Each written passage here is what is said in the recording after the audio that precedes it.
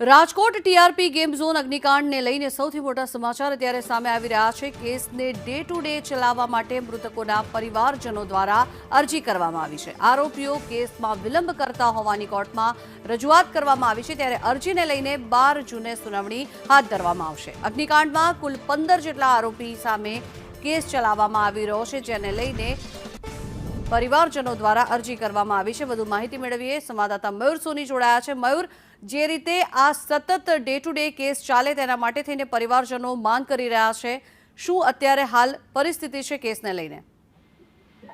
TRP game zone અગ્નિકાંડ લઈને જ્યારે case દાખલ કરવામાં આવ્યો હતો ત્યારથી જે કોઈ પરિવારજનો છે પીડિતોના, એમને માંગણી હતી કે ફાસ્ટ ટ્રેક કોર્ટની અંદર આખો કેસ ચલાવવામાં આવે, પરંતુ ફાસ્ટ ટ્રેક કોર્ટના બદલે આ કેસની અંદર ડિલે થાય માટે આરોપીઓ દ્વારા અવારનવાર પ્રયત્નો થયા હતા। એટલું જ નહીં, પરંતુ 4 આરોપીઓ છે તેમને જામીન પણ મળી ચૂક્યા છે અને અન્ય 11 જેટલા આરોપીઓ પૈકી 8એ ડિસ્ચાર્જની અરજી કરી છે। આ વાતને લઈને પીડિત પરિવારો છે તેઓને આઘાતની લાગણી હતી, હવે તેમને પોતાના વકીલ મારફતે ડે ટુ ડે સુનાવણીની વાત કરી છે। એટલું જ નહીં, આ મામલે જે લોકોના જામીન થયા છે એ પણ રદ કરવાની માંગ છે તે કરવામાં આવી છે। હવે જોવાનું એ રહેશે કે 12 તારીખે સુનાવણી થશે તો કોર્ટ કયા એંગલના આધારે ચુકાદો આપે છે।